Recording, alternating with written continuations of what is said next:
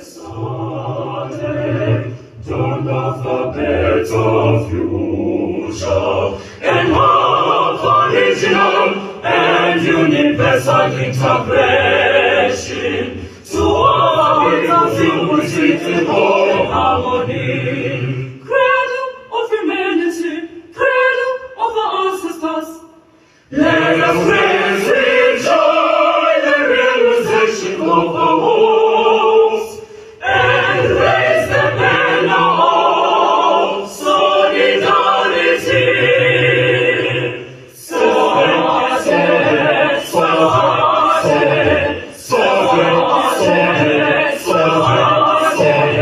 dawn of uncertainty.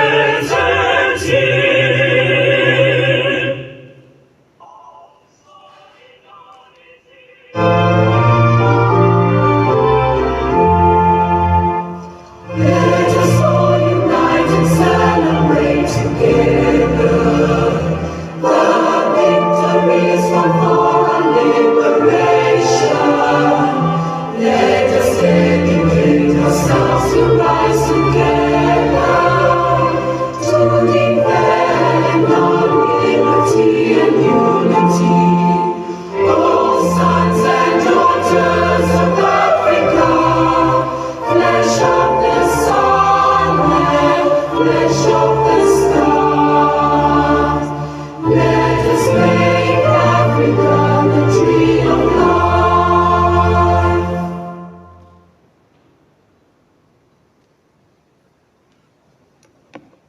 Thank you. We may be seated. I will now call our local speaker, the Speaker of the Legislature of KZN, Honorable Boyce, to give us a welcoming remark. Honorable Speaker.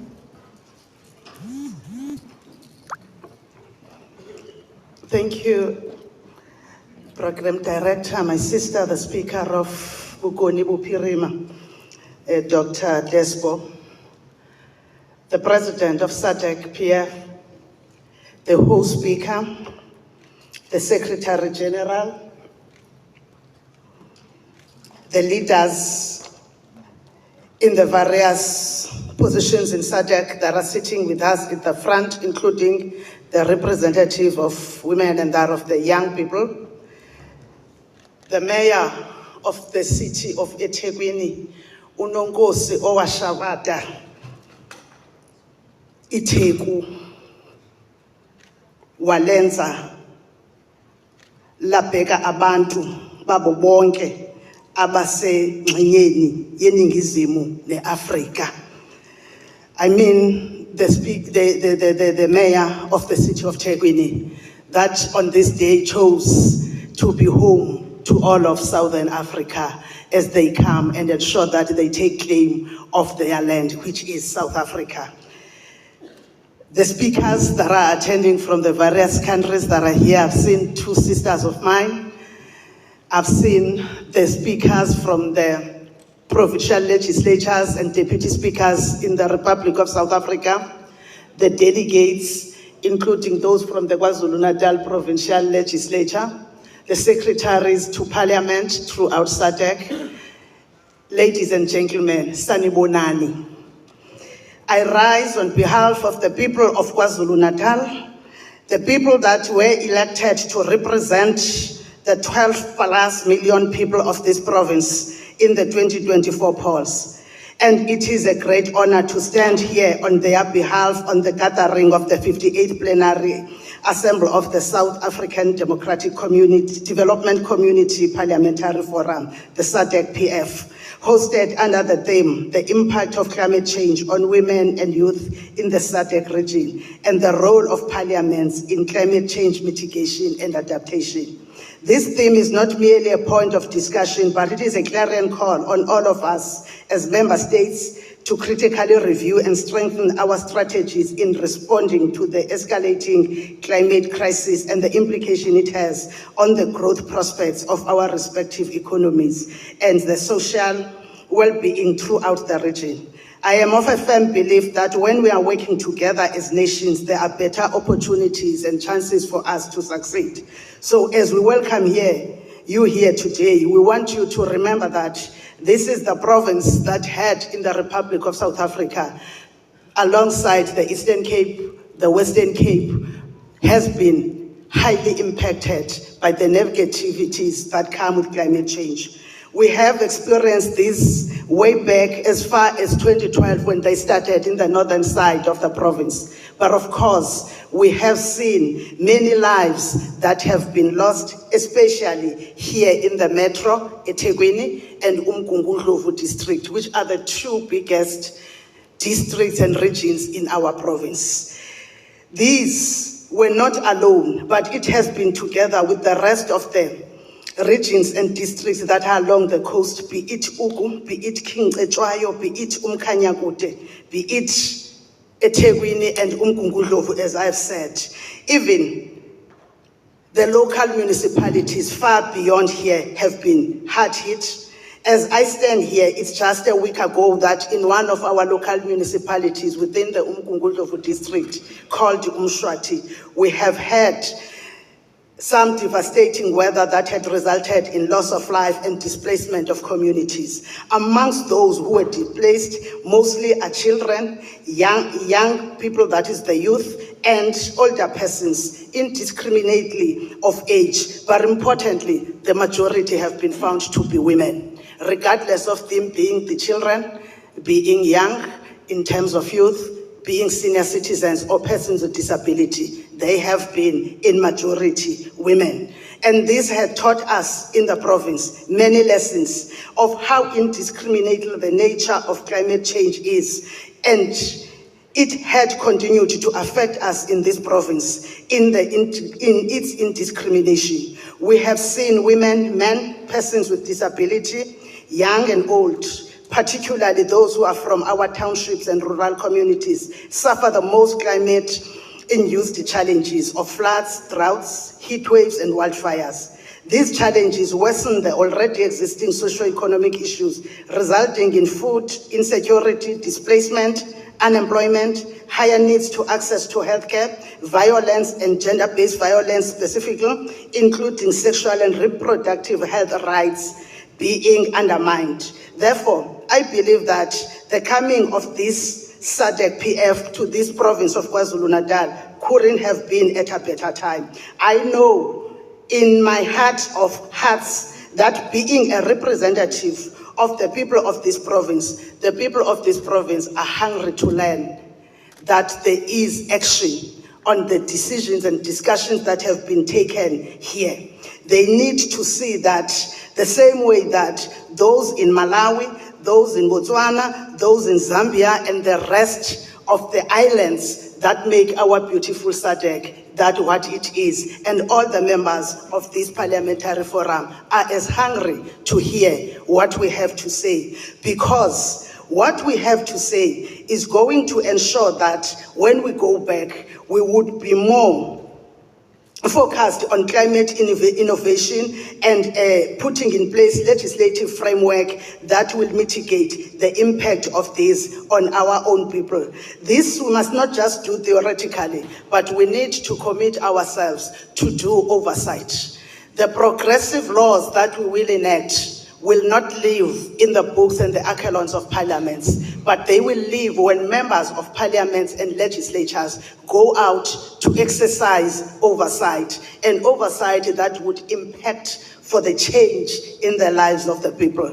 Be it working together with municipalities to ensure adherence to urban settlement and urban laws, but we need to go out and work. We must borrow from the declaration that was taken in Cape Town, in the Western Cape, over a month ago when we met as the P20 Speakers Summit, led by Speaker Didiza, where we had to resolve to be more gender responsive and youth inclusive in our climate policies, where we have also resolved that we want to leave no one behind. Let us all go together so that the benefits of Africa that were earned a week ago when the world gathered to speak about economic policies realized the truth that you and I have known always, that Africa is not only the future, Africa is the leader. It's just us having to take our place at the table, the high place at the table, which will start with us as parliamentarians being understanding of our representation, that we do not represent only ourselves. We represent the people through progressive legislation, but importantly, through overseeing the implementation of them, because any legislation that you have will never be effective if it is not implemented. We are hoping and relying, President and Speaker Titiza, that when we resolve and leave here, we will be following up, and KwaZulu-Natal will ensure that we implement that which is meant to be implemented by us, but we'll also be hoping for cooperation from everybody else, especially the executive. Namukelekile, esifundazweni saKwaZulu-Natal. You are all welcome to the beautiful province of KwaZulu-Natal, the province that is home to Isimangaliso wetlands, the province that is also home to the Drakensberg, the province that is also home to the beautiful beaches that run from the north right to the south, a border with the Eastern Cape. Thank you for choosing KwaZulu-Natal to be your destination.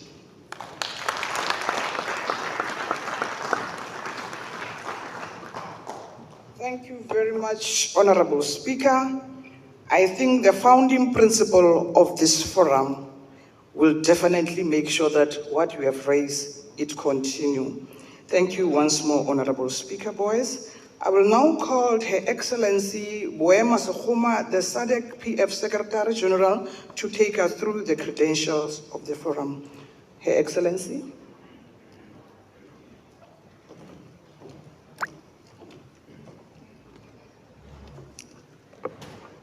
Good morning, bon dia, bonjour, salibonan.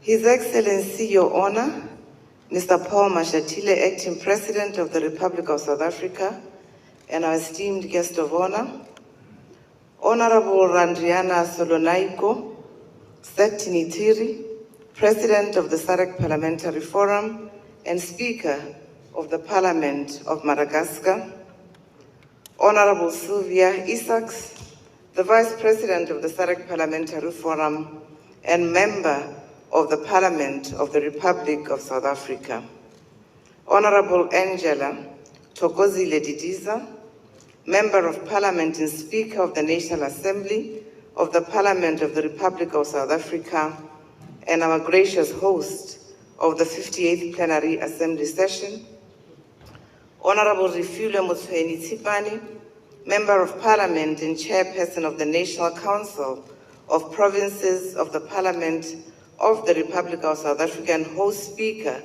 of the 58th Plenary Assembly in absentia, Honorable Azrael Julita Enesta, Speaker of the National Assembly of Seychelles and host of the 59th Plenary Assembly, distinguished Honorable Speakers of Sadc Parliaments, leaders of delegations, honorable members, Mr. Thulasizwe Ntuli, Premier of KwaZulu-Natal, members of the National Assembly,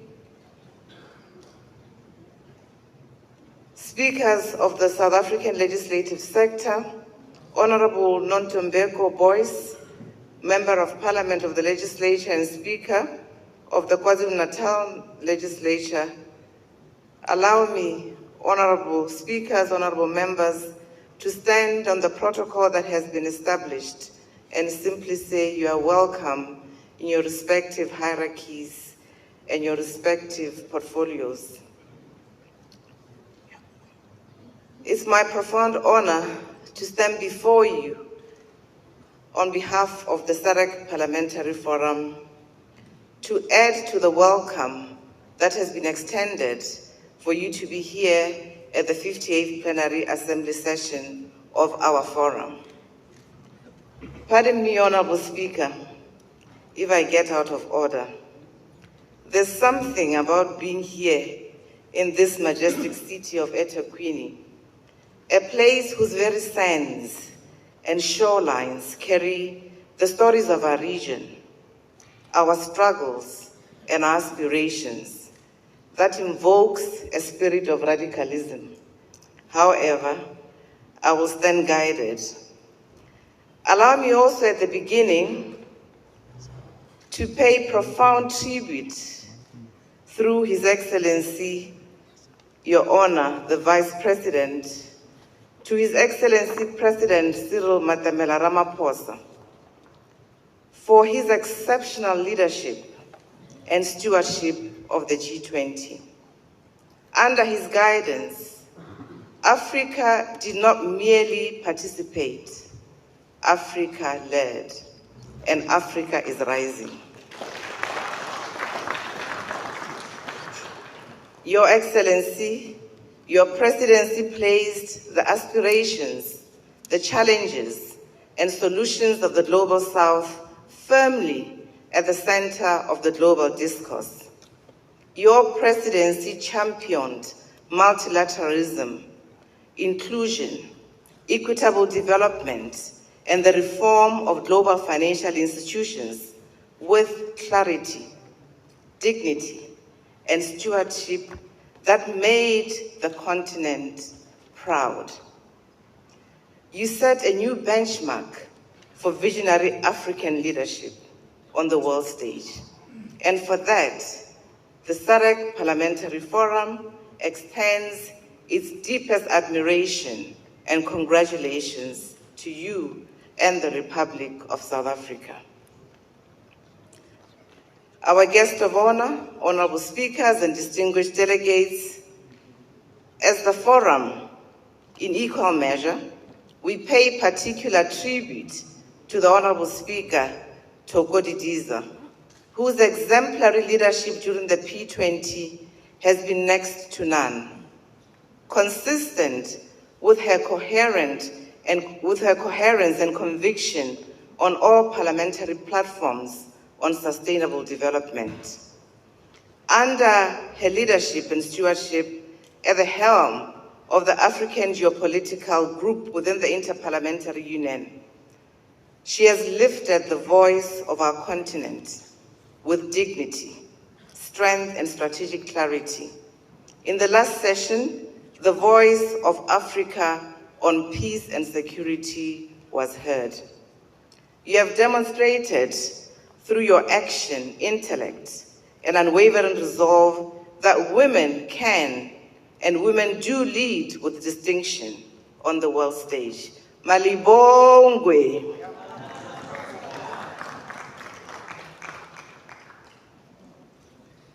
Honorable Speaker, your work continues to inspire a generation of women and young girls across Africa who see in you not only a woman leader, but a trailblazer who expands the boundaries of possibility. We salute you. Maribongwe, Honorable Speaker. Our guest of honor and distinguished delegates, it is in this spirit of bold, purposeful leadership that we gather here in eThekwini, a city whose history of resilience, cultural fusion, and resistance mirrors the history of Southern Africa itself. From the legacy of King Shaka, whose strategic genius transformed regional dynamics, to the unyielding pursuit of justice that shaped Southern Africa's liberation and its constitution, I dare say. Durban, or eThekwini, reminds us that progress is built when people stand together, think together, and act together. And with the current geopolitics, we need to be reminded of unity of purpose. Getting to the theme of this plenary assembly, which has already been eloquently contextualized, one could not reiterate the urgency that this is no longer an approaching threat. It is immediate and it is here with us today. It is a daily reality, and in particular, women and young girls and the elderly are on the front line, enduring gendered climate stress related to medical disruptions, supply chain disruptions, induced gendered violence, forced migration, loss of income, among others. And parliaments are called to scale up and respond with equal urgency, innovation, and courage. Honorable members, it is not accidental that we are here, as you already heard from the Honorable Speaker. This land also carries layers of history, as I've indicated. Taking you back to the 1820s, hunters and settlers who opened new commercial pathways, which are currently sustained. The great port of Durban, which became a lifeline for regional trade and a gateway for Indian Ocean, a melting pot of African, Asian, and European cultures whose fusion forged a unique identity, a proud Zulu homeland, where the spirit of Ukuntlamba and the legacies of the Zulu kingdom still echo. Indeed, on reflection, this region is complete with acknowledging the four founders of this country, the state builders, the innovator and visionaries, whose legacy we must carry towards our unity. Our diverse chiefdoms under a shared national consciousness offers lessons for today's regional integration. Regional integration should not remain as a pipe dream, but should be seen as something that is achievable. Honorable members, I've spoken a lot about Itaquini. It is here also that the enduring legacy of Nelson Rolihlahla Mandela is written into the architecture of Southern Africa, Southern African public life. His conviction that Parliament must be a moral campus and an instrument of justice remain a beacon of our region. Today, as the world grapples with new forms of conflict, geopolitics and ecopolitics, and shrinking civic space, Nelson Mandela's moral instructions are more relevant than ever. Esteemed delegates, our region and the world have witnessed renewed conflict, from Gaza to Eastern Europe, and pockets of fragility within our own continent. We have also witnessed members of Parliament rise boldly, using their platforms to call for humanitarian corridors to be opened, condemn atrocities, and champion peace. This is parliamentary activism at its best, principled, people-centered, with a global conscience. It affirms that Parliament is not just a lawmaking body, but a voice of conscience, a mediator, a guardian of constitutionalism, among others. So, honorable members, as we stand on this soil today, we remember the extraordinary legacies of the frontline states. The United Republic of Tanzania's Julius Nyerere, father of Pan-Africanism, Zambia's Kenneth Kaunda, who endured the most economic sabotage in defense of liberation, Mozambique's Samora Machel, who paid for solidarity with his life, Botswana's Razakama, whose diplomacy anchored stability in times of immense threat, Angola's Agostinho Neto, Zimbabwe's Robert Gabriel Mugabe, and others who forged pathways for the oppressed to breathe freedom. Despite the ideological differences, they were united by a simple, powerful truth that the freedom of one African country depends on the freedom of all. Honorable members, that spirit is the very foundation of the Sadc Parliamentary Forum's framework and the Sadc's regional integration agenda. Honorable members, from these examples, we affirm that the Sadc Common Agenda of industrialization, free movement, market integration, peace and shared prosperity remains non-negotiable. The plenary assembly or this gathering must therefore and shall always reinforce the role of Parliament in harmonization of laws for the African Continental Free Trade Area implementation to so ensure the Maputo Development Corridor becomes a functional continental artery, overseeing the proper use of natural resources, including minerals, water systems, and biodiversity, guaranteeing transparency in natural resources and also in national budgets, championing youth empowerment, women's full economic participation, and the protection of vulnerable groups without exception.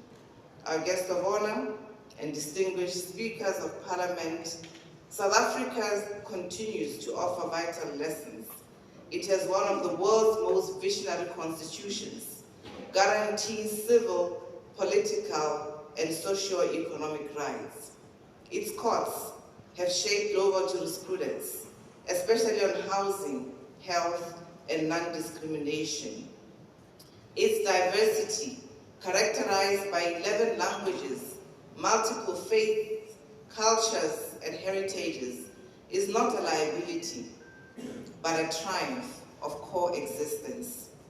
Its global leadership in sport, whether the Springboks, Bafana Bafana, or its dynamic athletes, reminds us that resilience can be a national identity.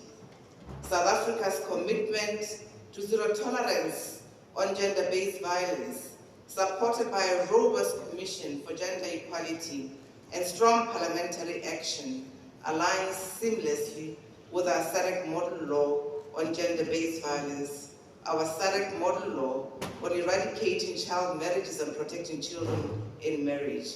South Africa is a story of rising from conflict to justice, from division to unity, from rupture to renewal.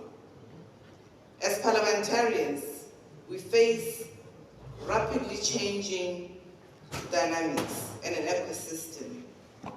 We have a youthful population, the Gen Zs, who are unemployed, who are yearning for participation, who are demanding relevance and an opportunity for justice.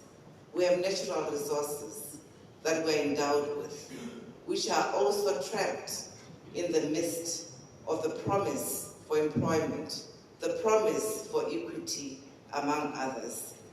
They must be managed with integrity and foresight.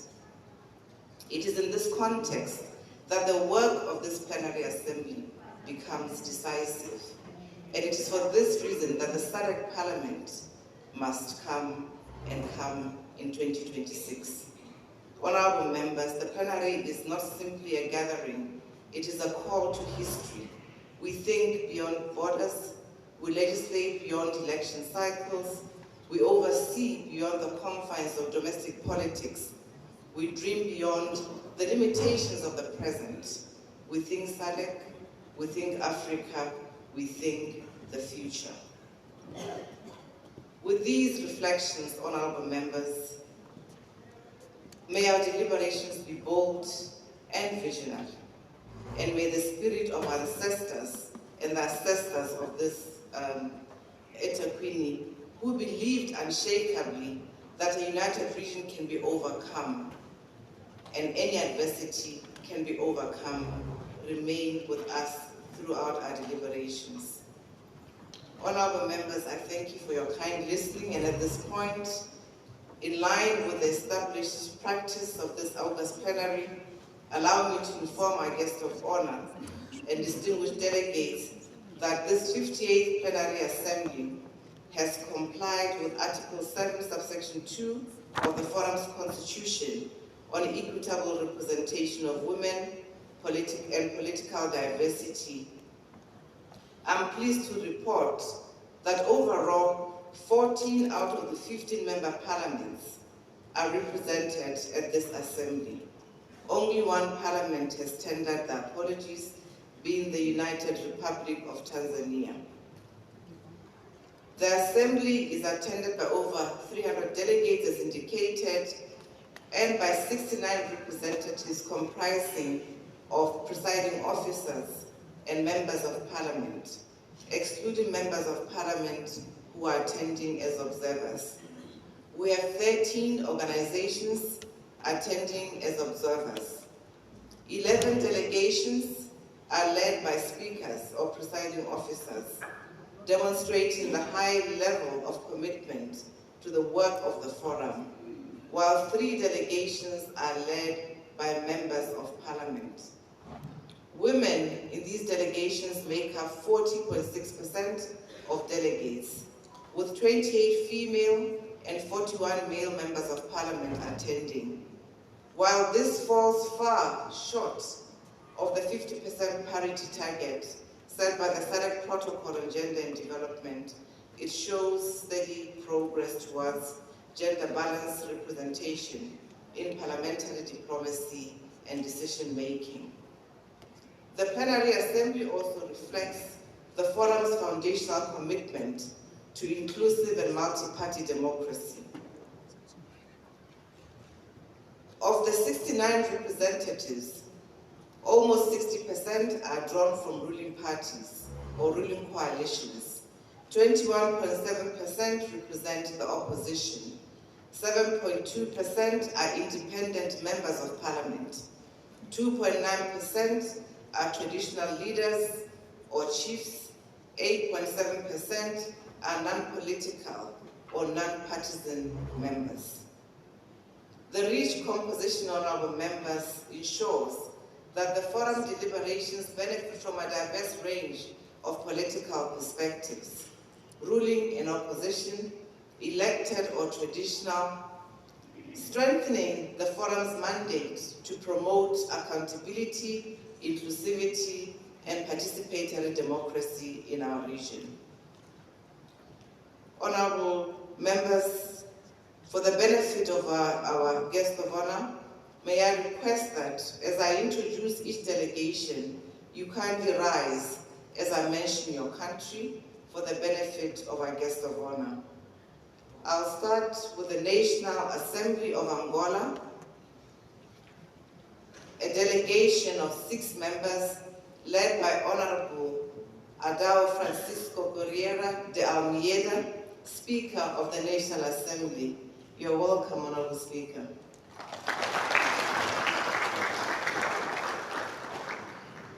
The Parliament of the Republic of Botswana, a delegation of 3 members led by Honorable Ditapelo Lefoko-Kiorapetsi, Speaker of the National Assembly.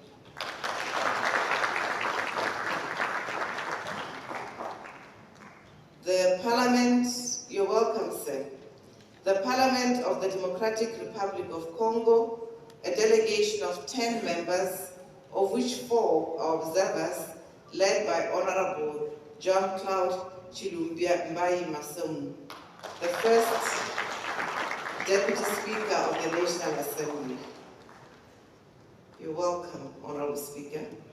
The Parliament of the Kingdom of Eswatini, a delegation of 5 members, led by Honorable Senator Isaac Maimo Magagula, Member of Parliament. You're welcome.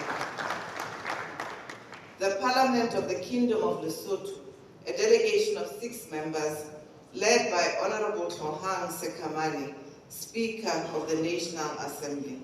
You're welcome.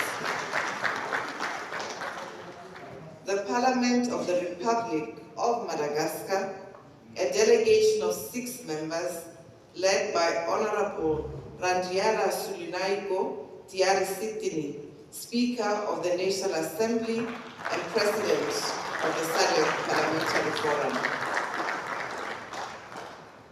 The Parliament of the Republic of Malawi, a delegation of 6 members, led by the Right Honorable Sami Suleiman, Speaker of Parliament. You are welcome, Honorable Speaker. The The Parliament of the Republic of Mauritius, a delegation of 4 members, led by Honorable Govindan Pinivil Venkateswamy, Deputy Chief Government Whip. You're welcome. The Parliament of the Republic of Mozambique, a delegation of 6 members, led by Honorable Margarita Adamugi Dalapa, Speaker of the National Assembly. You're welcome. The Parliament of the Republic of Namibia, a delegation of 4 members, led by Honorable Sarah Kangwela Amadila, Speaker of the National Assembly.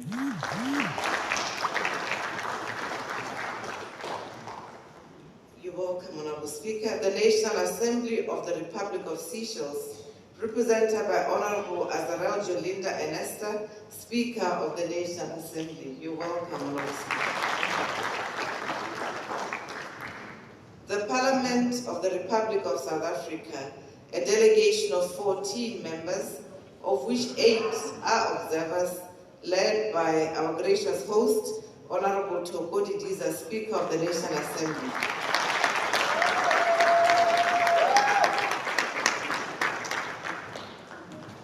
The National Assembly of the Republic of Zambia, a delegation of 6 members, led by the Right Honorable Nelibutete Kashumba Muda, State Council MP, FAPRA, Speaker of the National Assembly.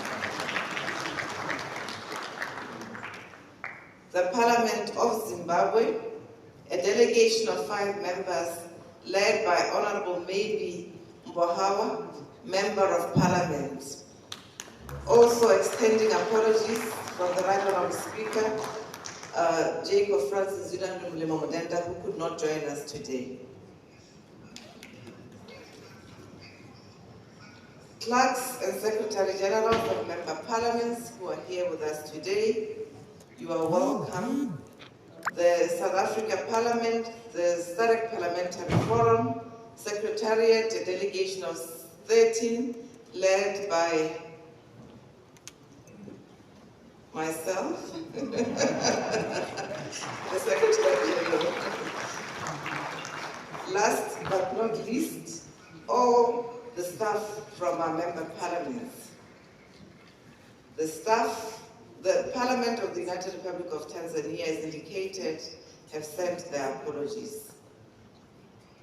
Permit me at this stage to further extend a heartfelt appreciation to the Parliament of the Republic of South Africa for its meticulous planning, seamless coordination, and exemplary professionalism in hosting not only this plenary assembly, but also the just concluded meeting of the Executive Committee. Under your capable leadership, Honorable Speaker, and that of the Secretary to Parliament, and through the diligence of all parliamentary staff, you have demonstrated once again why South Africa remains an anchor institutionally, politically, and symbolically for our region. Your hospitality has been nothing short of impeccable. I wish you all, distinguished delegates, a fruitful deliberation.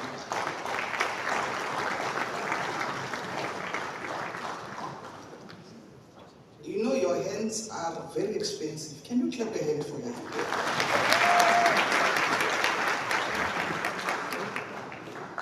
Maruna le go lebogile motlotegi wa rona.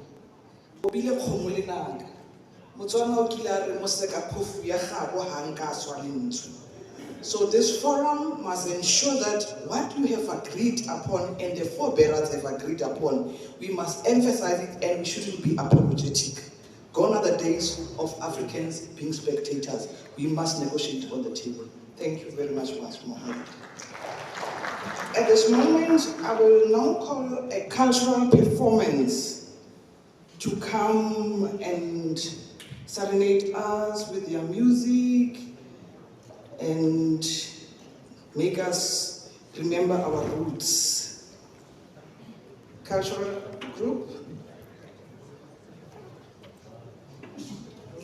It's festive, we're already in festive, so they must put us in that mood.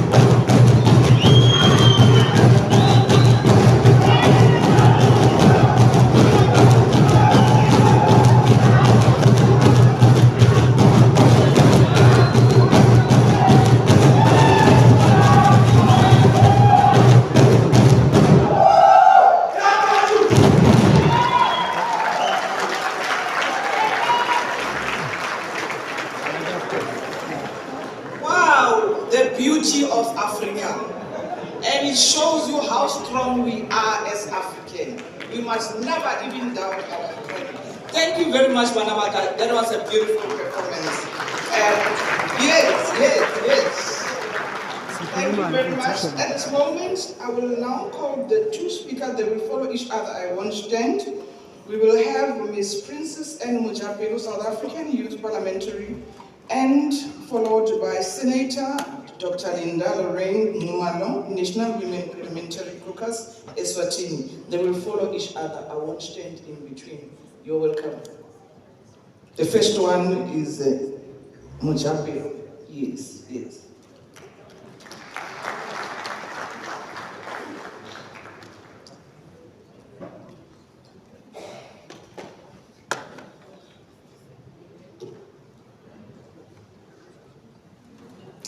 Guest of honor, honorable speakers and presiding officers, honorable members of parliament, distinguished delegates, ladies and gentlemen, all protocols observed. My name is Princess Bridumelo Mojabelo, and I am here representing the Sadc Youth Parliament. It is an immense honor to stand before this esteemed assembly once again on behalf of the vibrant, resilient and unyielding young people of the Sadc region. I rise here representing the Southern Africa Youth Parliament, a youth-led, youth-driven platform committed to amplifying young voices and shaping the policies that define our future, hosted proudly by the Southern Africa Youth Forum. We remain the regional engine of youth mobilization, democratic engagement, and innovation. And I say once again, deliberately, because since the 56th Plenary Assembly in Livingstone, Zambia, young people have been given the rare, profound privilege of addressing the highest decision-making body of the Sadc PF twice every year. Not as spectators, not as ornaments, but as partners, contributors, leaders in our own right. This is not symbolism, this is substance. The Sadc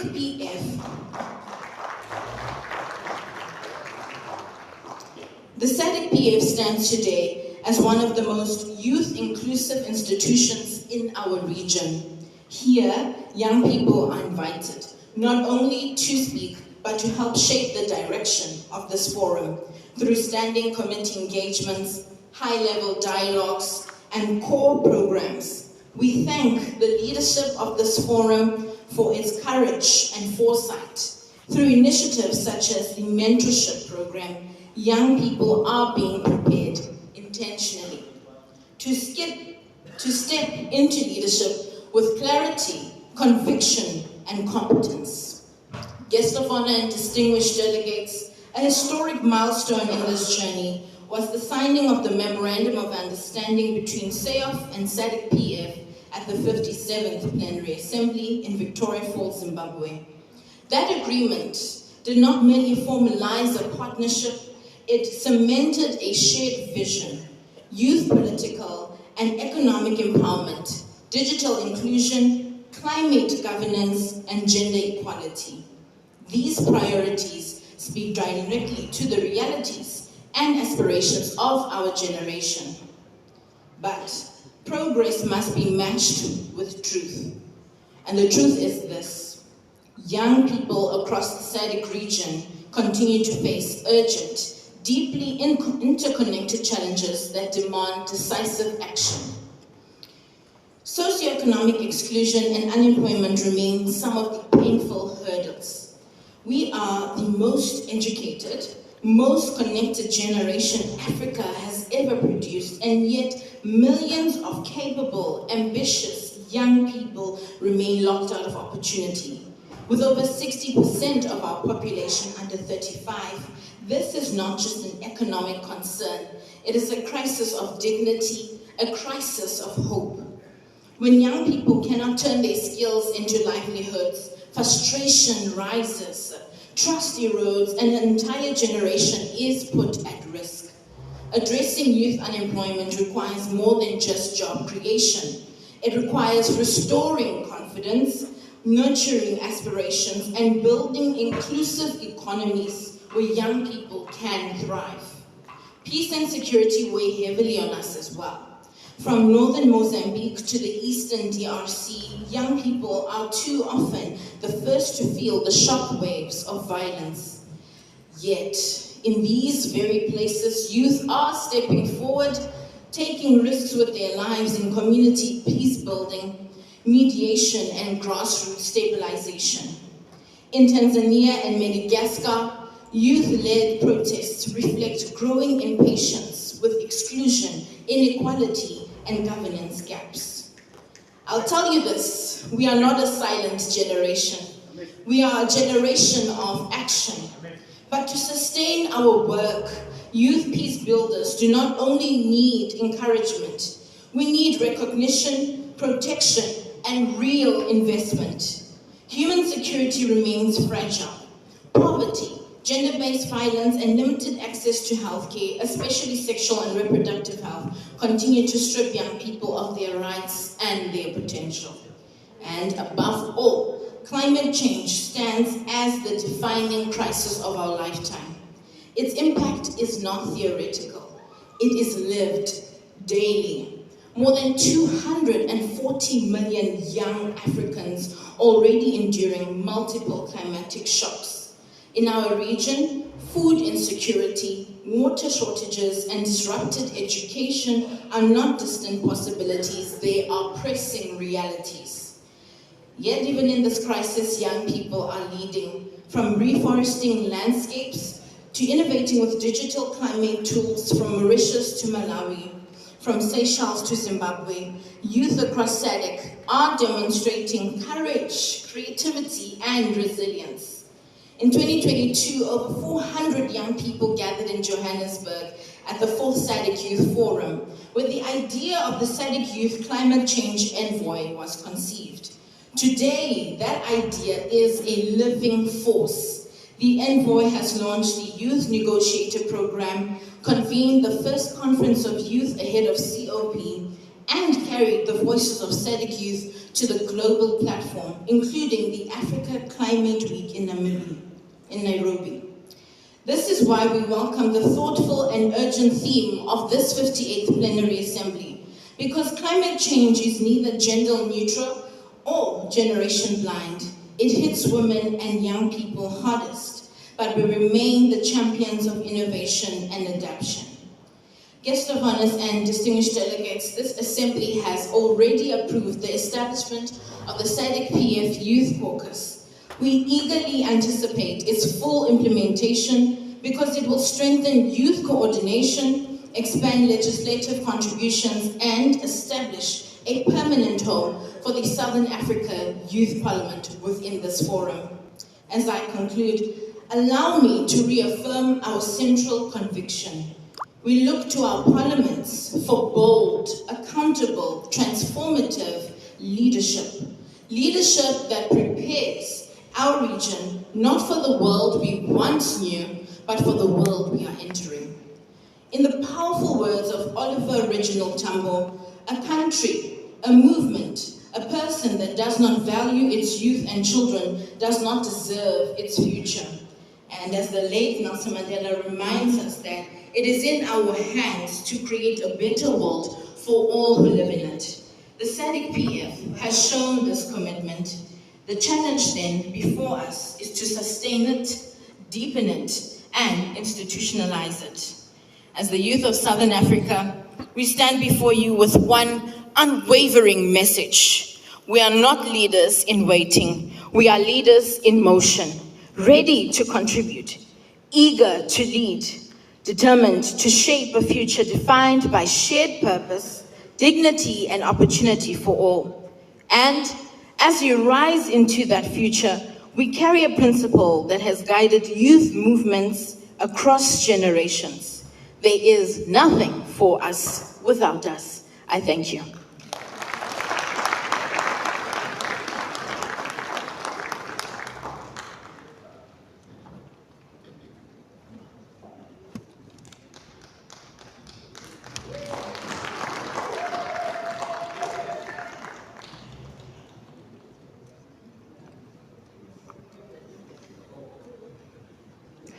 His Excellency, Mr. Paul Mashatile, Acting President of the Republic of South Africa, and our esteemed guest of honor, Honorable Thierry, President of the Sadc Parliamentary Forum and Speaker of the Parliament of Madagascar, Honorable Sylvia Isaacs, Vice President of the Sadc Parliamentary Forum and Member of the Parliament of the Republic of South Africa, Honorable Angela Thokozile Didiza, MP, Speaker of the National Assembly of the Parliament of the Republic of South Africa and host Speaker of this 58th Plenary Assembly.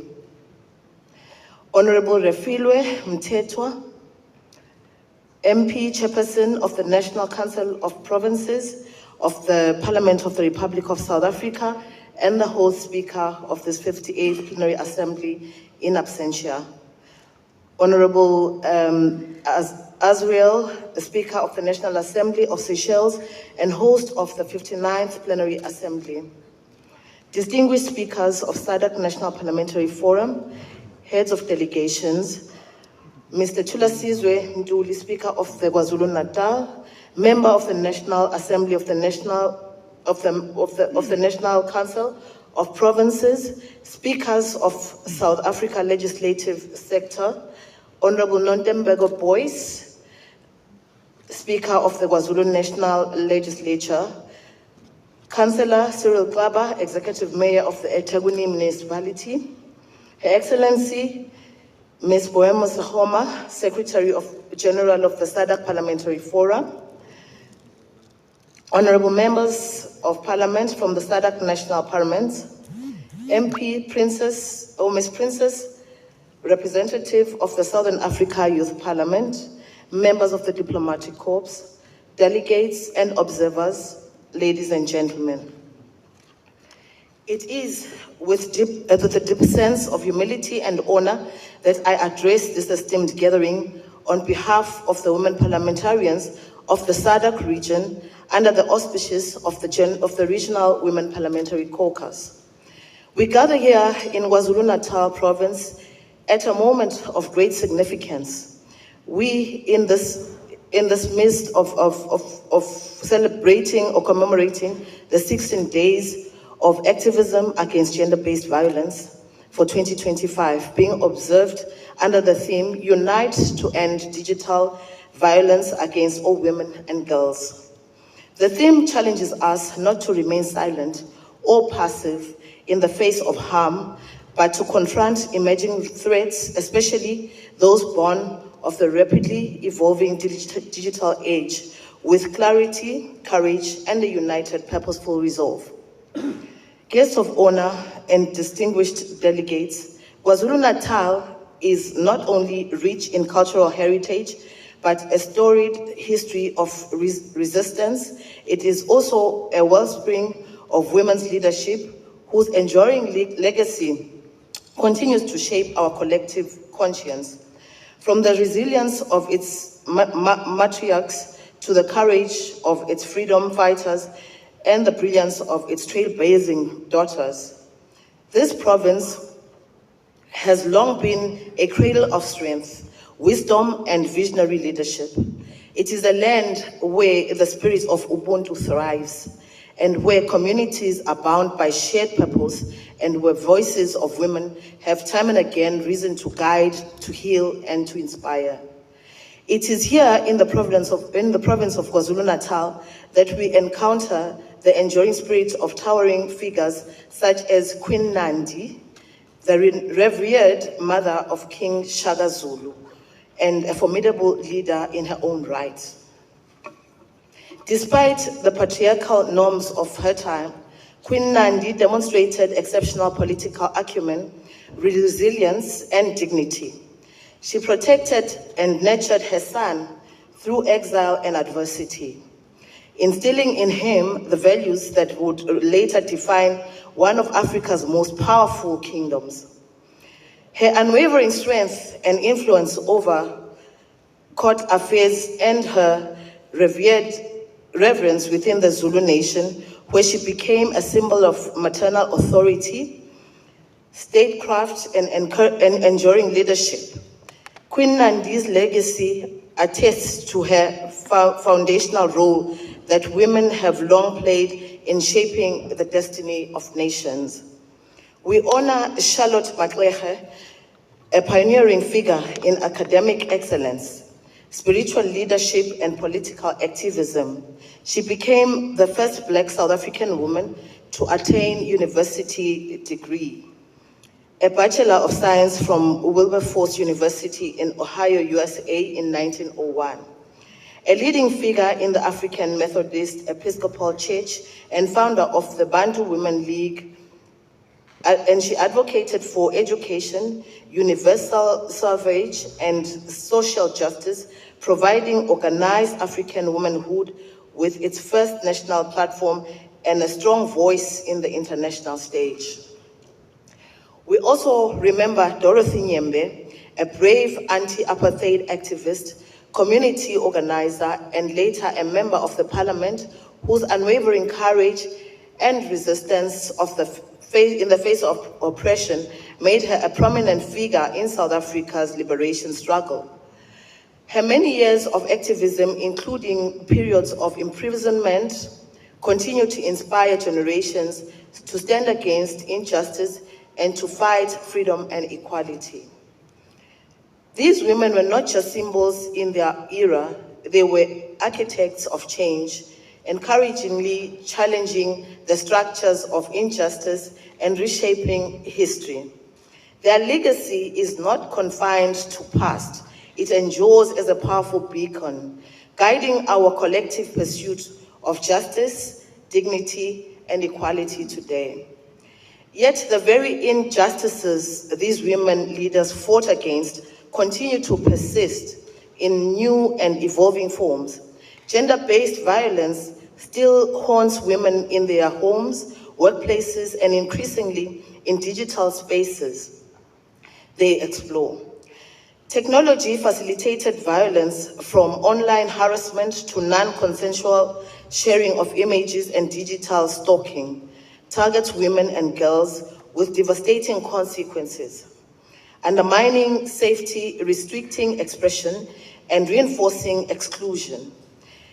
These violations are exacerbated by the digital gender divide, where women and girls remain disproportionately without access to the internet, digital literacy, or tools to participate fully in today's economy and democracy.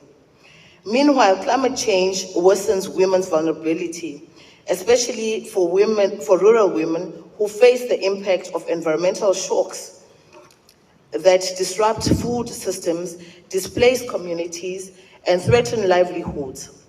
At the same time, access to sexual and reproductive health and rights, including maternal health services and HIV prevention and treatment, remains unequal and underfunded, putting millions of women and girls at risk of avoidable harm and premature death. In the face of these escalating challenges, we must be unequivocal, and we cannot carry on making laws in silence while women continue to be silenced by violence. Here is a refined version of the The RWPC therefore calls for the accelerated demonstration and implementation of the Sadc PF model law on gender-based violence, which provides a harmonized, survivor-centered framework for legal protection and institutional response. Equally, we urge the adoption of the model law on eradicating child marriage and protecting children already in marriage, which addresses one of the most deeply rooted violations of girlhood, whilst unlocking pathways of dignity, opportunity, and empowerment. These model laws must not remain aspirational documents. They must become actionable blueprints. We bring them to life in our national context through robust domestication, adequate resource allocation, and vigilant parliamentary oversight. Furthermore, we must prioritize climate-smart legislation that protects women's livelihoods and positions them as agents of environmental resilience, strengthening the legal and policy frameworks necessary to combat digital violence and cybercrime, ensuring that women and girls are safeguarded online as much as offline, and close to the digital gender gap through fair access to education, connectivity, and digital skills training. We must also broaden access to comprehensive SRHR services, including HIV prevention and treatment, and affirm these rights as essential to human dignity, public health, and sustainable development. Above all, we must persistently work to ensure that full and equal representation of women in all decision-making spaces, not as a token of gesture, but as a constitutional and democratic necessity. On behalf of the Women Parliamentary Caucus of the Sadc Regional and delegates of the 58th Plenary Assembly, I extend my sincere appreciation to the Government of the Republic of South Africa through the President of the Republic, His Excellency President Cyril Ramaphosa, for his steadfast leadership in advancing gender justice.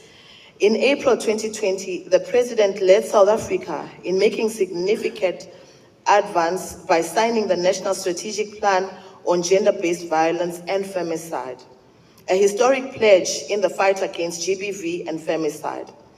More recently, at the G20 Social Summit in Boksburg, the President reaffirmed the government's commitment to declaring GBV and femicide a national crisis, officially recognizing it as a crisis that must be urgently addressed. Guests of honor and distinguished delegates, the 16 days of activism against gender-based violence must galvanize both our reflection and collective action.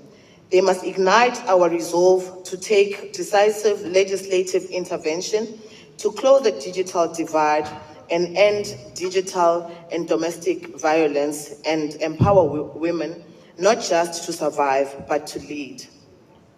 Let this plenary assembly be remembered not only for the speeches delivered within these walls, but for the lives transformed beyond the words, because we could have chosen not only to speak, but to act with courage, urgency, and conviction. In the spirit of Queen Nandi, let us lead with vision, undoubted, unyielding, and guided by a profound sense of purpose. In the cherished memory of Dorothy Nyembe and Charlotte Maxege, let us stand firm against all forms of injustice, drawing strength from the courage of those who walked before us. In the name of every girl who dares to dream of a future free from fear, every girl who looks to us for protection, inspiration, and possibility, let us act with urgency, conviction, and unwavering resolve. The future of our region depends on nothing less. I thank you.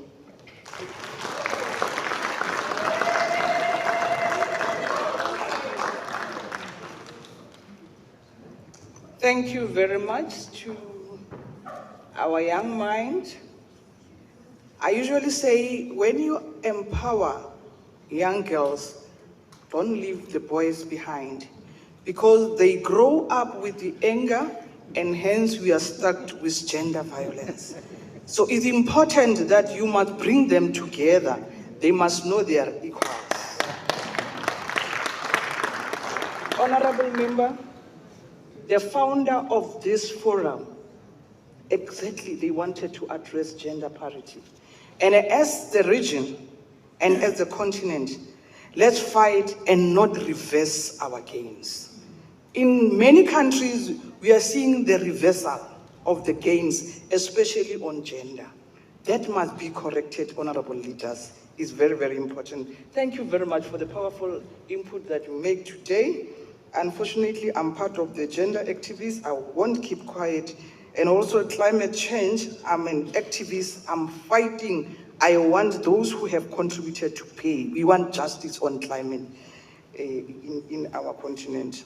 Without any waste of time, I will now call the President, Honorable Thierry, Speaker of the Parliament of Madagascar.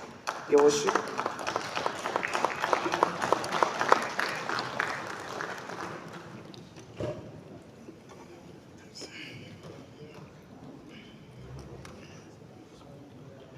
His Excellency, Mr. Paul Mashili, Acting President of Republic of South Africa, our esteemed guest of honor. Honorable Sylvia Isaacs, Vice President of the Sadc Parliamentary Forum and Member of Parliamentary of Republic of South Africa. Honorable Angel Tukaseli Didiza, MP, Speaker of National Assembly of the Parliament of Republic of South Africa, and host speaker of this 58th Parliamentary Assembly. Honorable Referee Michoniti Chipan, MP, Chairperson of National Assembly, National Council of Provinces of Parliament of Republic of South Africa, host speaker of this 58th Plenary Assembly in absentia. Honorable Azel Julida Ernesta, Speaker of the National Assembly of Seychelles and host of 59 Plenary Assembly. Distinguished Speaker of Sadc National Parliamentary and the Head of Delegates. Her Excellency, Ms. Biamo Segoma, Secretary General of Sadc Parliamentary Forum. All protocol observed.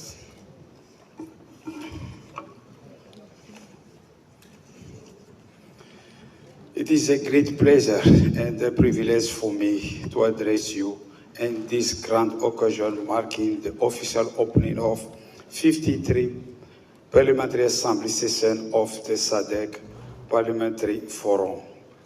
This is indeed an honor to be meeting here in this beautiful coastal city and Guinea, a city known for the rich natural heritage, unity, and shared aspiration of our Sadc region. Guest of honor, distinguished delegate, I'm sure I speak for all, and I express our profound gratitude to the Parliament of Republic of South Africa. Through our gracious host, Honorable Speaker Toko Didiza, the government and the people of South Africa for hosting this plenary assembly. Your warm courtesy and exceptional hospitality extend to us, our delegation since our arrived, are sincerely appreciated.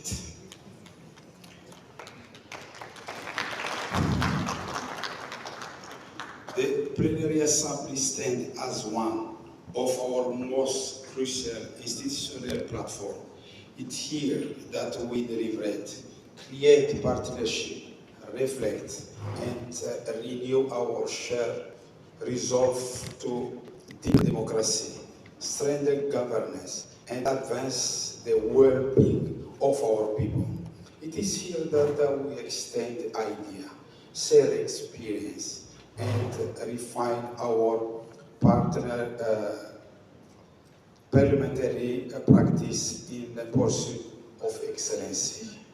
Guest of honor, distinguished delegate, this session allows us to assist our process transparently, to learn from our past with humility, and share our regional integration agenda with determinations. We must commend the Republic of South Africa for its principled and visionary leadership in championing the establishment of the Sadc Parliament. We especially remind with pride the event of the 98th Ordinary Sadc Summit in Windhoek, Namibia, in August 2028, where Excellency Cyril Mutamela Ramaphosa, eloquent and unequivocal, expressed the imperative of establishing a Sadc parliamentary that can amplify the people of the voice, enhancing democracy, oversight, and shape the future of our integrity. Guest of honor and distinguished delegate, the Sadc PF has consistently demonstrated its value as a strategic platform for fostering interparliamentary cooperation and lie or robust foundation for enhanced citizen engaged in the region integration agenda. It has played pivotal roles in the demonstration of Sadc protocol, among their notability through the development and adoption of model of laws. From an administrative standpoint, I'm proud to affirm that the institution has embraced a modern management system underpinned by strong cooperative governance principle, positioning the forum as a credibility of a professional body well placed to evolve into full-fledged Sadc Parliament. We continue to account of South Africa and we really support to secure the approval of ratification of protocol and Sadc Parliament. Full confident that Sadc Parliament will build on the solid capacity and institutional infrastructure we have developed under the office of the forum. In this regard, we humbly appeal to Your Excellency to serve as we ambassador among your esteemed colleague, championing to approve of the Sadc Parliamentary by August 2026. Guest of honor and distinguished delegate, in conclusion, I wish to thank you, Your Excellency, for taking time out for your busy schedule to grace our official opening ceremony. Your steadfast commitment to parliamentary democracy and regional integration inspire our collective effort. May this plenary assembly strengthen our unity, sharpen our vision, and renew our resolve to build more peace, prosperous, and integral Sadc regional. I thank you for your invitation.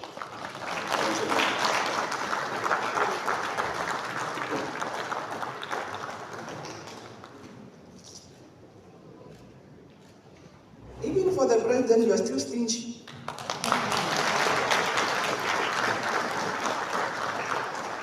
Now, thank you very much, Honorable President, for the warm words that you have shared with us this morning. We're still in morning, by the way. Ladies and gentlemen, you are not lively. I want you to be lively. Yes. The following items, I want to run them this way. Before I call the band, after the band, I will call Honorable Chokoti Diza, the Speaker of the National Assembly of the Parliament of South Africa, and she will introduce our guest speaker, the Acting President, Honorable Mashatile. I will also not come in between. So, Honorable Speaker, once the band finish, it will be your platform, and as you will be introducing the Deputy President. The band, make us a little bit shaky.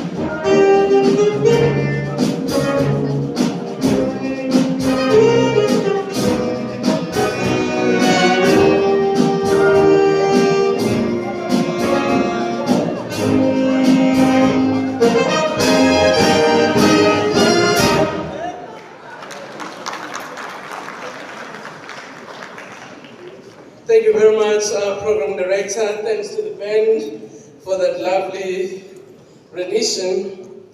Our program director felt the audience was a bit quiet and we were a bit stiff and not moving, even our hands very lazy to clap, and decided that she must actually ask the band to make us move a little bit. Thank you very much, Honorable Despo, for that, Speaker of our province of Bokoni Bupirima in the Northwest.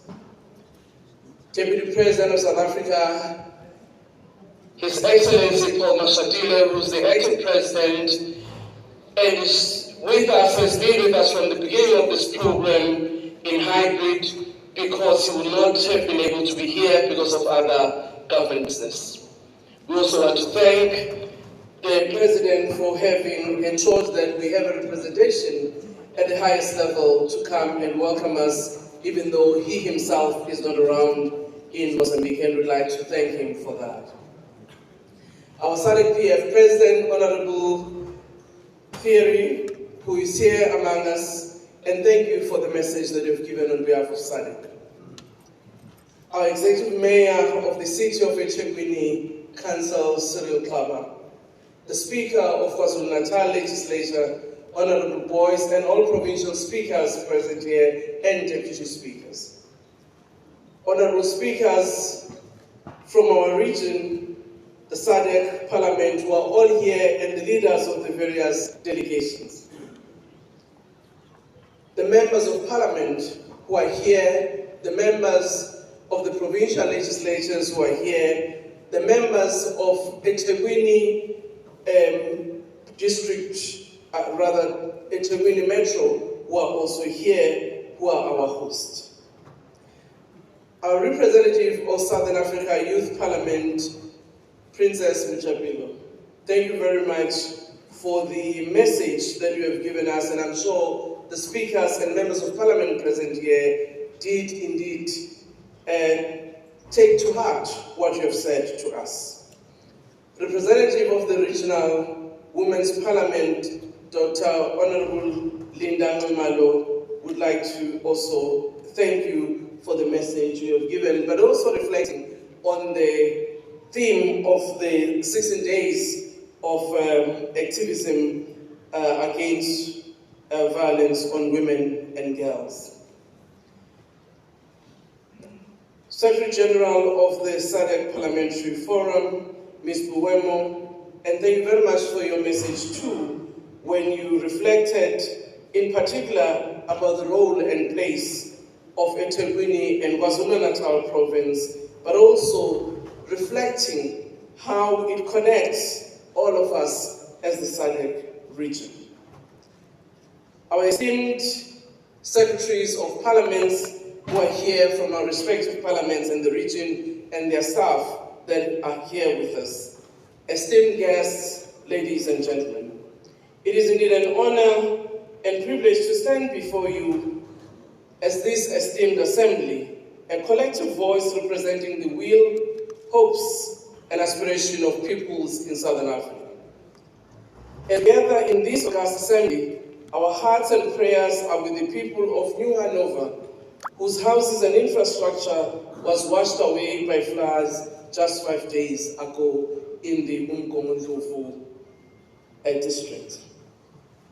Earlier this year, close to 21,145 individuals in KwaZulu-Natal, Eastern Cape and Northern Cape were impacted by floods, severe heat waves, and other climate-related shocks, illustrating the lived stress and impact of climate change. As you will notice on the planned excursions that we'll have tomorrow after our symposium, around the town of eThekwini, which is still recovering from the devastating floods of April 2022, which killed hundreds of people in this region and displaced more families. In most cases, women and youth are proportionally more affected by climate shocks. It is women who have to carry the burden of care after any devastation, where they have to pick up the pieces of their families and of their children. It is the women, when streams have been affected, have to walk long distances to fetch water. It is the women, where such shifts have happened, have to wonder where they get their energy sources for cooking for their families. It is for this reason that today and tomorrow in particular, we will reflect on the impact of climate change to women and youth. Bring a human face of how citizens are severely impacted by climate shocks. In the Southern African region, the increasing frequency and intensity of El Nino-induced drought condition is pushing more people into hunger and desperation. It also has moved more people into the chain of immigration and humanitarian deterioration. These examples point to the urgent need for collective action to avert further effects of climate change. It is against this background that we are hosting this 58th Plenary Assembly under the theme, I quote, "The impact of climate change on women and youth in the Sadc region and the role of parliaments in climate change mitigation and adoption." The climate change crisis is fundamentally a crisis of inequality. While its effects spare no one, its burdens are not shared equally. Women and youth bear the heaviest brunt. Prolonged droughts mean longer, riskier journeys for water. Flash floods destroy fragile livelihoods, and increased resource scarcity fuels tension and inability for many. Climate change exacerbates existing gender inequalities, limiting access to education, increasing poverty, and threatening safety of women and children. Similarly, our youth, who represent the future of the region and continent, are inheriting a dangerously compromised world and decaying infrastructure damaged by weather and climate shocks. Climate change affects youth through loss of agricultural productivity, displacement, and limited economic opportunities. However, they are also the generation of change, armed with innovation, digital literacy, and an unwavering commitment to a sustainable future. We heard from our young representative, who was representing the youth of the region, saying they took a resolution on how, even in the present, they will advance innovative ideas and act to prevent and mitigate climate change. I think we have responsibilities as the various parliaments to work with these young pioneers on how the solutions they carved can be multiplied across the region. Honorable members, COP30, which has just ended, was held in Brazil, and it was framed as the implementation COP, implying it was meant to focus less on what the world must do, rather on how to make it all happen to cap the rising global greenhouse gas emissions. While there was neither a consensus on the roadmap to transition away from fossil fuels, nor an agreement on climate finance for developing countries, the COP30 did produce outcomes that have revived the call to work together to find global solutions on climate change. On the milestone reached was the adoption of the global Muturayo decision. And Muturayo is a Brazilian concept with indigenous origins, which means collective work. Translated to one of the Southern African language in isiZulu, it would be Masisebenzisana. Another consequential outcome of COP30 was the creation of a just transition mechanism. South Africa has long advocated for a just transition approach to ensure that no one is left behind, regardless of developmental phase, resources, endowment, and technological advancement.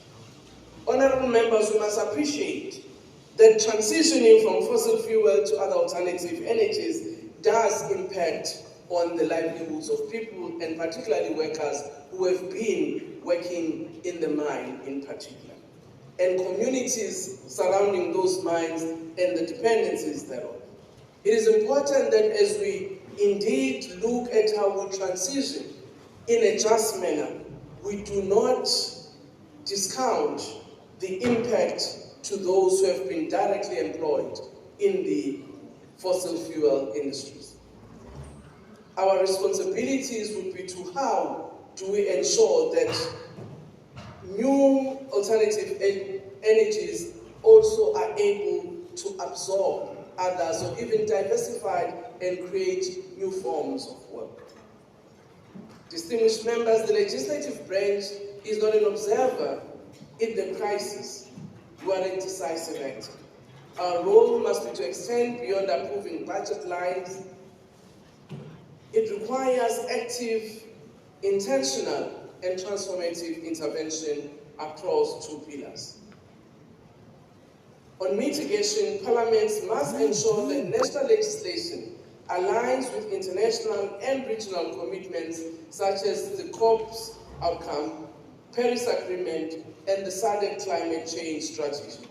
This means enacting laws that incentivize cleaner and renewable energy, mandating sustainable land use and water management practices.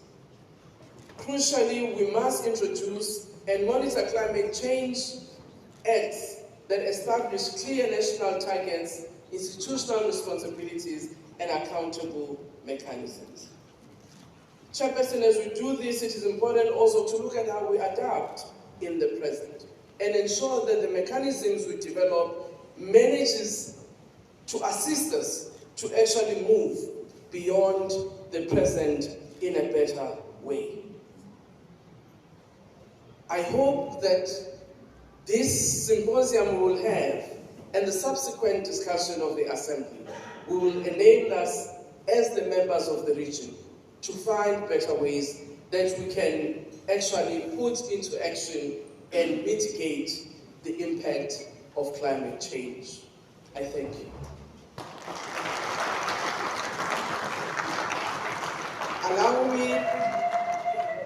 Allow me to introduce our guest of honor, Deputy President Paul Mashatile, who is the Deputy President of our country, a seasoned politician, an activist in his own right from an early age, but also who has been in the trenches, even in post-apartheid South Africa.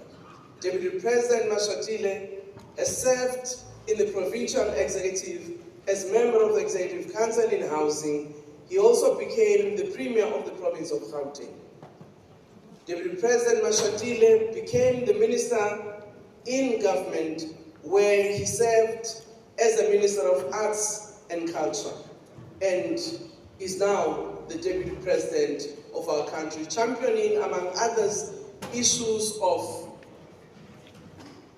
Sadc, which relates to issues of HIV and AIDS, but also who leads the interministerial committees on land and agriculture, the interministerial committee that looks at issues of water, but also he is the leader of government business, whom as Parliament we work together to ensure that there is coordination between the work of the executive and that of Parliament. Deputy President Mashatile.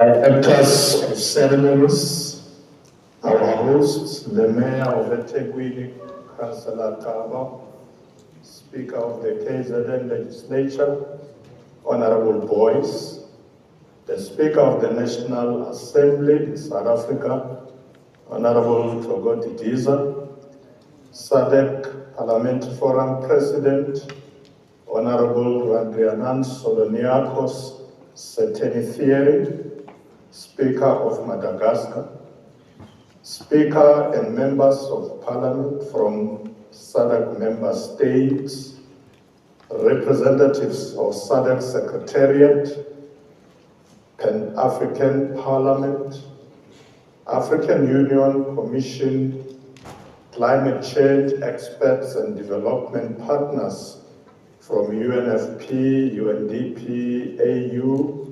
IPU, private sector and civil society here present, ladies and gentlemen. I would have liked to be with you in Durban this morning, but owing to some other pressing government commitments, I was unable to be there. It is my honor to welcome you all to the 58th Plenary Assembly of the Sadc Parliamentary Forum. We are convened with a crucial focus on the impact of climate change on women and youth in the Sadc region and the role of parliaments in climate change mitigation and adaptation. This theme emphasizes the necessity of collective action by parliaments to address and develop sustainable solutions for this pressing challenge. South Africa G20 declaration. Before delving into the subject, let me pause and acknowledge that this plenary takes place following the successful hosting of the G20 summit, the first ever hosted on African soil. What is more important is that the summit resulted in several key outcomes focused on placing the priorities of the continent and the global south at the forefront of global agenda.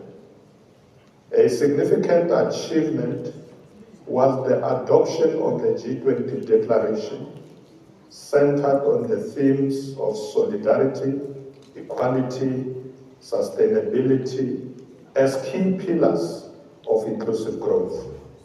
The declaration emphasizes the African philosophy of Ubuntu. I am because we are, which stresses global interconnectedness and a commitment to ensuring no one is left behind.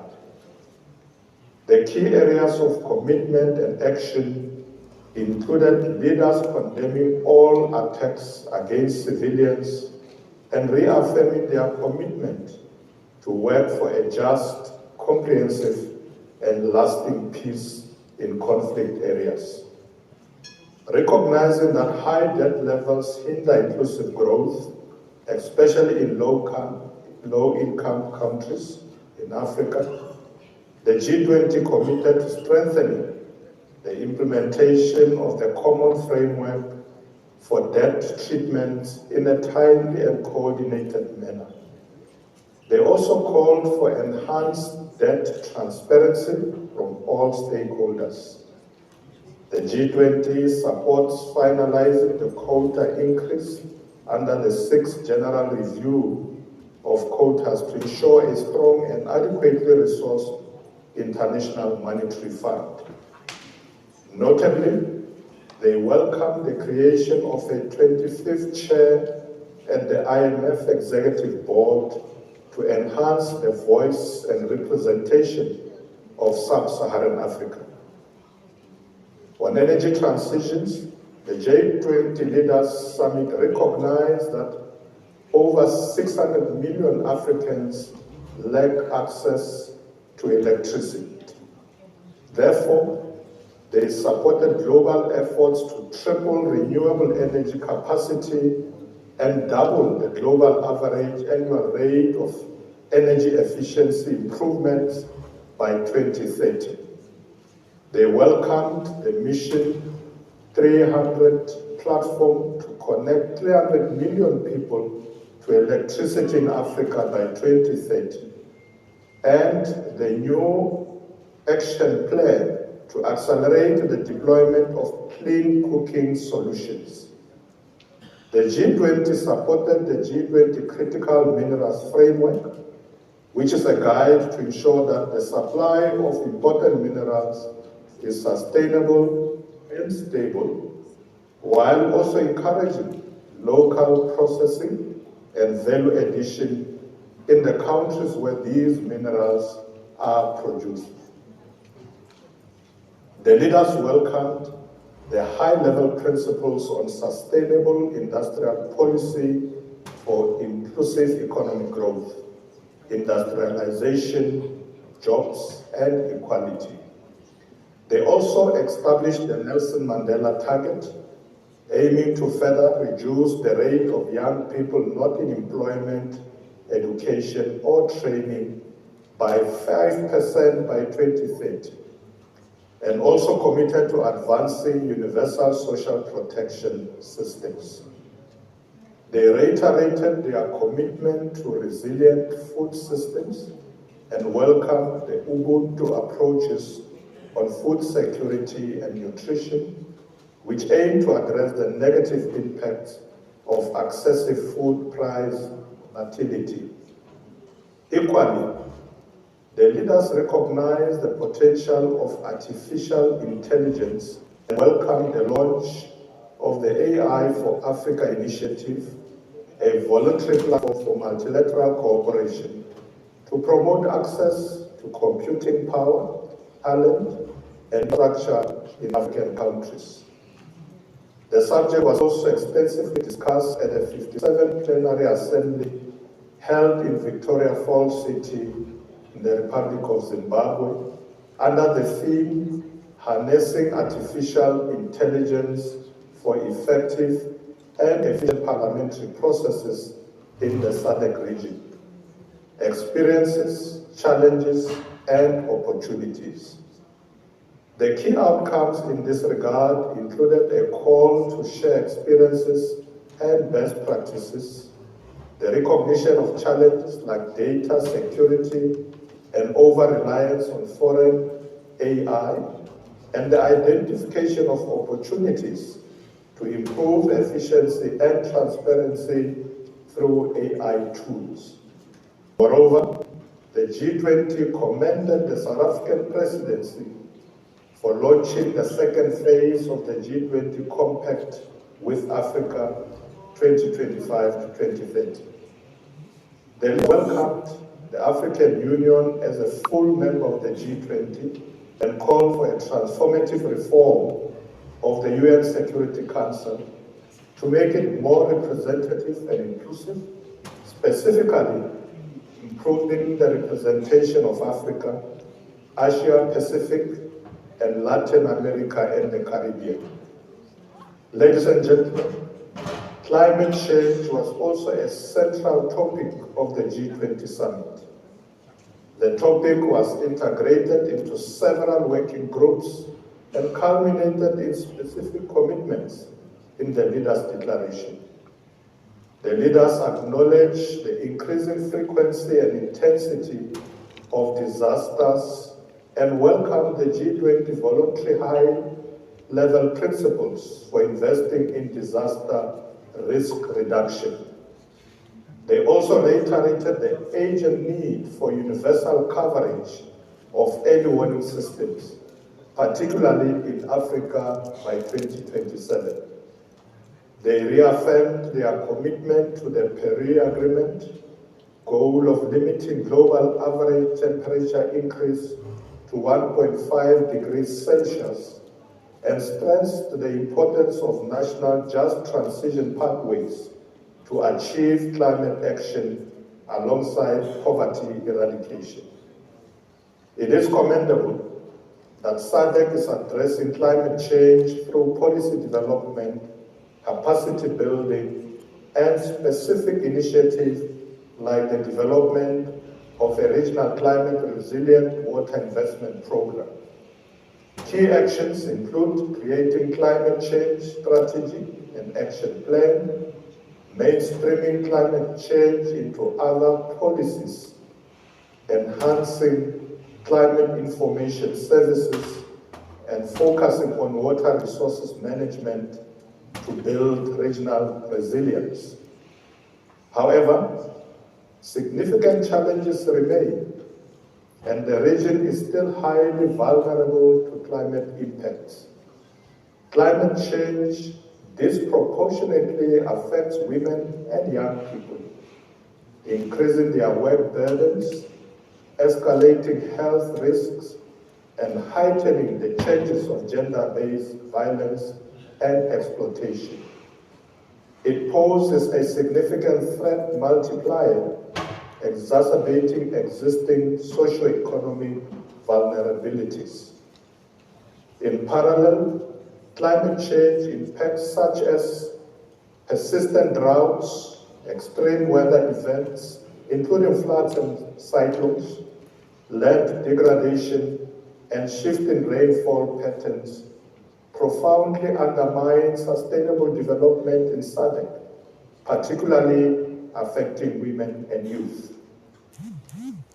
It is imperative to acknowledge that women are disproportionately affected due to their central roles in household welfare and their dependence on climate-sensitive natural resources.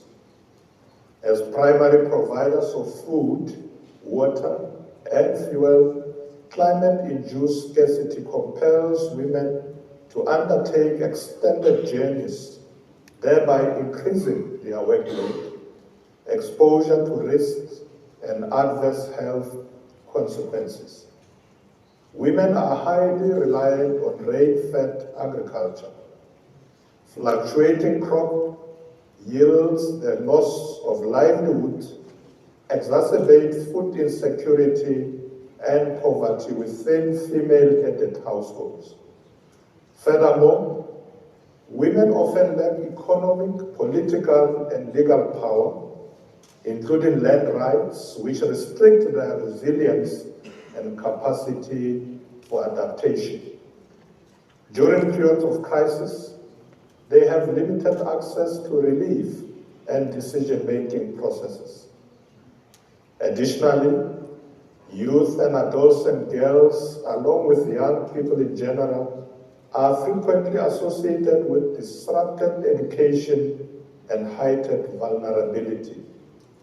Consequently, climate-related hazards such as floods and droughts can cause damage to schools' infrastructure or compel households to withdraw children, particularly girls, from schools to support subsistence and income-generating activities. This situation exacerbates the vulnerability of girls, leading to a significant rise in school dropouts among adolescent girls. This phenomenon often contributes to unequal gender roles, increasing their risk of child, early, and forced marriages as a coping mechanism for impoverished families. Furthermore, it exposes them to physical and sexual abuse. Therefore, the combination of limited opportunities and climate shocks can restrict livelihood prospects for young people, particularly in rural areas. Consequently, they may resort to increased internal or regional migration to urban slums in pursuit of survival. In response to climate change mitigation and adaptation, the Sadc parliaments hold a vital mandate and play a multifaceted role in promoting effective and equitable climate action. This is accomplished through their functions related to legislation, oversight, and representation. Immediately, we must enact and strengthen our policies to align with regional agreements such as the Sadc Protocol and Development, Sadc Climate Change Strategy, and international climate agreements such as the Paris Agreements and the United Nations Framework Convention on Climate Change. We must also promote gender-sensitive policies by introducing legislation that ensures a just and equitable approach and mandates the mainstreaming of gender consideration in all climate policies. We must facilitate the transition to clean energy by enacting laws and creating enabling policy environments that incentivize renewable energy investment, improve access to clean energy, and leverage critical minerals for sustainable supply chains. As we implement these transformative reforms, we must strengthen oversight and accountability. This work will entail parliaments holding governments accountable for their performance in implementing domestic climate laws, regional commitments, and international obligations. To effectively address climate change, it is imperative that we allocate sufficient resources to climate change mitigation and adaptation. Programs, particularly those that focus on vulnerable groups. The success of this initiative hinges on investment in robust monitoring and evaluation capacities, particularly in monitoring the impacts of climate-related programs. It is crucial to ensure these programs are inclusive, effective, and aligned with their intended objectives, particularly in reducing vulnerabilities and promoting gender equity. This multifaceted approach requires not only comprehensive whole-of-government strategies, but also the active engagement of civil society and the private sector as partners with government. By bridging this gap, we can ensure that parliaments serve as crucial intermediaries between constituents and the government, facilitating the inclusion of the voices, concerns, and local knowledge of affected communities, particularly women and youth, in national policy debates and decision-making processes. It is essential to invest in public dialogues and awareness initiatives by providing platforms for public hearings and discussions on climate change-related issues.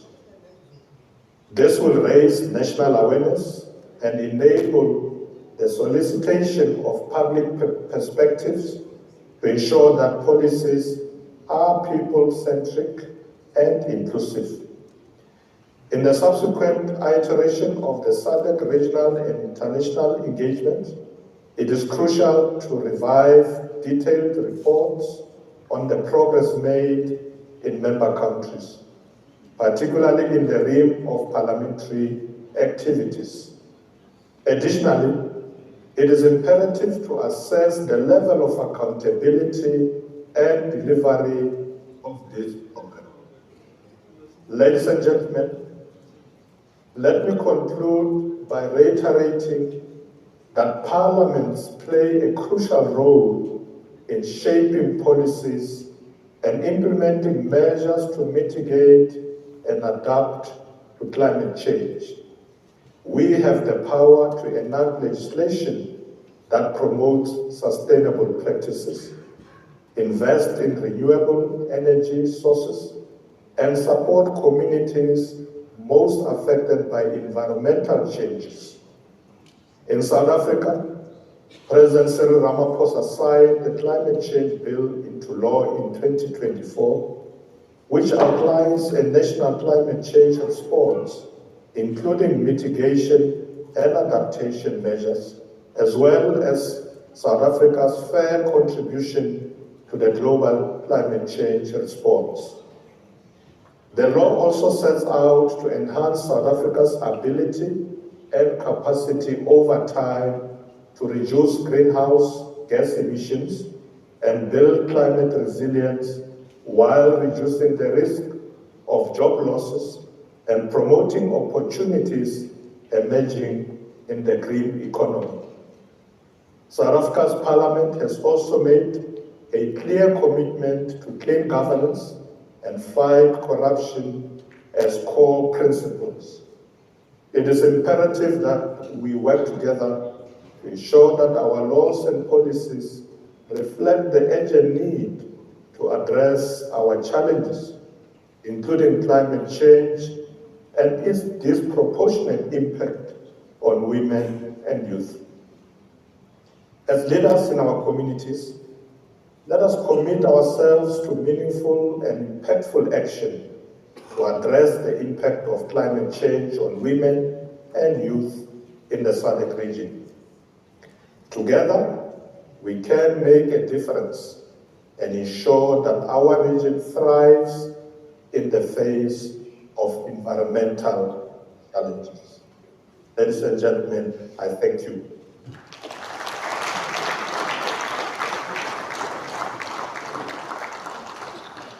This side, I don't get it. I don't get it. Thank you very much. This group, this side is very progressive. This side. Even the dance I saw this side, it was...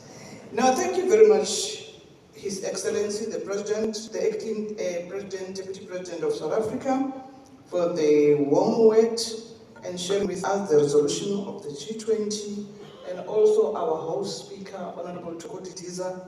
We are very blessed to have you leading us in our country. And indeed, the Deputy President is correct. Only Parliament and legislatures can shape how our community should live. Don't ever undermine your role as a member of Parliament or as a member of the legislature. You are playing a very, very prominent role in your community.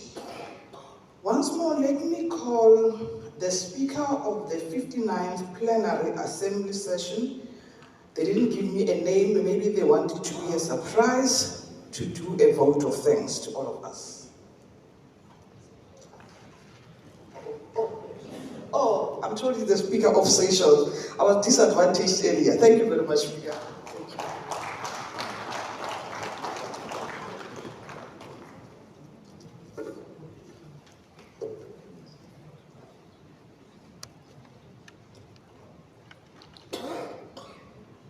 His Excellency, Mr. Paul Mashatile, Acting President of the Republic of South Africa, our esteemed guest of honor, Honorable Thierry Randiana Soloniaiko, President of the Sadc Parliamentary Forum and Speaker of the Parliament of Madagascar, Honorable Sylvia Isaacs, Vice President of the Sadc Parliamentary Forum and Member of the Parliament of the Republic of South Africa, Honorable Angela Tokosile-Didiza, MP, Speaker of the National Assembly of the Parliament of the Republic of South Africa and Host Speaker of this 58th Plenary Assembly, Honorable Refilwe Mitsweni Sipani, Chairperson of the National Council of Provinces of the Parliament of the Republic of South Africa and Host Speaker of this 58th Plenary Assembly in absentia, distinguished speakers of SADC national parliaments and heads of delegations, Mr. Thulasizwe Ntuli, Premier of KwaZulu-Natal, members of the National Assembly and members of the National Council of Provinces,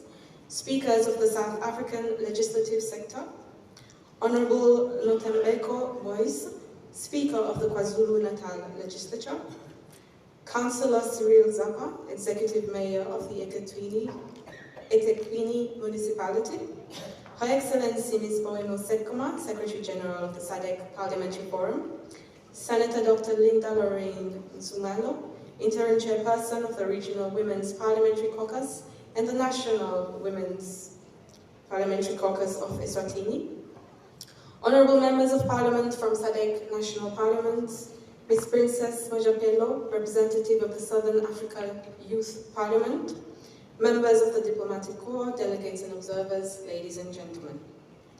It is my profound honor to stand before you as the Speaker of the National Assembly of Seychelles and incoming host of the 59th SADC Parliamentary Forum Plenary Assembly to deliver the vote of thanks on this auspicious occasion. Today's gathering has been nothing short of inspiring. We have come together as a family of nations united by purpose and friendship to mark the official opening of the 58th Plenary Assembly of SADC-PF, convened under the theme, The Impact of Climate Change on Women and Youth in the SADC region, and the role of parliaments in climate change mitigation and adaptation. This theme is not just a slogan, it is a clarion call to action, and the resonance of that call has been felt powerfully here this morning. On behalf of every delegate present, I extend our deepest gratitude to Your Excellency, Acting President of the Republic of South Africa, Mr. Paul Mashatile. Thank you, sir, for gracing us and for your insightful official opening address. In your dual capacity as President of our host nation and as the interim chairperson of SADC, your presence signifies the highest level of political support for our forum's mission. We are profoundly grateful that despite your many responsibilities, you chose to stand in solidarity with the SADC Parliamentary Forum today. Your Excellency, your words have energized us. You have reaffirmed our conviction that strong leadership, coupled with parliamentary action, is essential to confront the challenges of climate change. We are inspired by your commitment to sustainable development and regional unity, and we thank you for the encouragement and wisdom you have shared. Allow me to also sincerely thank the Parliament of the Republic of South Africa through Honorable Didiza, our wonderful host. Under your exemplary leadership, with the support of the Secretary to Parliament and working in concert with the KwaZulu-Natal Provincial Legislature and the eThekwini Municipality, you have ensured that we feel truly welcomed. The excellent arrangements and warm hospitality here in eThekwini have provided the perfect atmosphere for us to engage as one SADC family. From the moment we arrived in this beautiful city, we have been received with open arms. The gracious welcome by the Honorable Premier of KwaZulu-Natal and the Mayor of eThekwini, and the hospitality of the people of this province have made us feel at home. Thank you, colleagues, for hosting the 58th Plenary Assembly with such care and splendor. I wish to acknowledge and thank all the distinguished dignitaries and speakers who have enriched this opening ceremony with their presence and remarks. Our gratitude goes to the Honorable SADC-PF President, Honorable Thierry, Speaker of the Parliament of Madagascar, for his leadership and guidance to our forum. We also thank Her Excellency Mawimo Sekoma, the SADC-PF Secretary General, and her entire Secretariat team for the tireless efforts behind the scenes in coordinating this plenary assembly session. Special appreciation goes to the representatives who spoke on behalf of our youth and women in the region, the Southern Africa Youth Parliament representative and the Regional Women's Parliamentary Caucus representative for their insightful reflections. Their voices full of passion and hope reminded us why the theme of this plenary remains so vital. Indeed, when the youth and women of our region speak, they speak to the very core of our agenda, urging us to create a better future. To all speakers, members, clerks or secretaries general and staff of national parliaments from the SADC member states, thank you for your active participation and the unity you have displayed by being here. Your presence sends a powerful message that we stand together as a region. We also appreciate the presence of our partners, including regional parliamentary assemblies, United Nations agencies, representatives of civil society, academia, the private sector, and youth organizations. Your engagement in our work demonstrates an inclusive commitment to the issues under the spotlight. We thank all stakeholders and friends of SADC-PF for joining hands with us in pursuit of our common goals. Ladies and gentlemen, before I conclude, I want to thank all those whose hard work made this event possible. From the organizers, protocol teams and support staff, to the interpreters, security personnel, and the media, your behind-the-scenes dedication ensures the success of this plenary assembly's opening. A special thanks to the cultural performers who graced us with the music and dance of South Africa. Through your art, you have added joy and reminded us of the rich cultural tapestry of our SADC region. We are grateful to each one of you for your contribution. In conclusion, on behalf of the SADC-PF and all present, I once again extend a heartfelt thank you to His Excellency Acting President Mashatile for honoring us as the guest of honor, and to all dignitaries and delegates for your invaluable presence and support. The commitment and camaraderie witnessed here today give us renewed confidence that the deliberations of this plenary will translate into meaningful actions. As we depart from this opening ceremony and prepare to engage in the work ahead, let us carry with us the inspiration of this moment. Let the determination in this room be as steadfast as the enduring African sun, in our collective will as unyielding as the ancient rocks of our continent. In the poetic words of Percy B. Shelley, if winter comes, can spring be far behind? Though the challenges of climate change may sometimes cast a long winter shadow over our region, I truly believe that united in purpose, we will usher in a spring of renewal and resilience. Finally, I invite all of you to join me in a round of applause to thank our guests of honor and every contributor to this memorable opening ceremony. Thank you, merci, obrigado, siagonga, asante.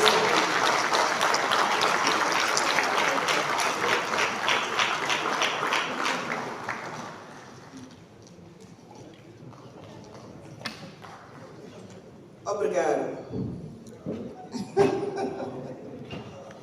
I've learned a word today. No, thank you very much, Speaker, for thanking all of us. We appreciate all the things. We are heading toward the end of our program. We are doing very well with regard to time. We are flexing nicely.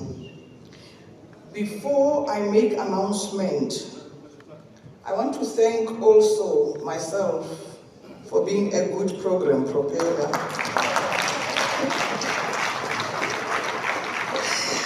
But I want to thank you for being good audience, honorable members. You allow me to prepare you. Thank you so much for that. I will humbly request all of you to rise. So in Sadc, we start with our songs and close with our songs. So before I make announcements, I'll request all of you to rise as again we sing our AU, Sadc, and the national anthem of the Republic of South Africa to mark the end of the official opening of this program. Our South African Army Band, you can lead us on those three songs. Thank you.